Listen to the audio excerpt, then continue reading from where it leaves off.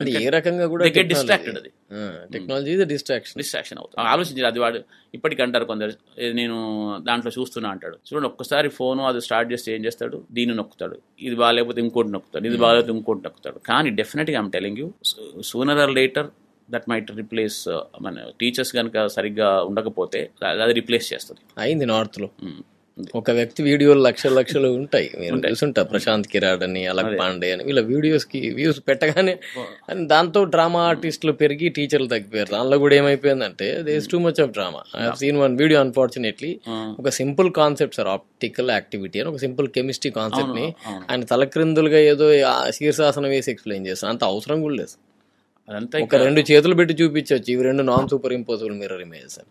But he was doing the whole drama and people liked it.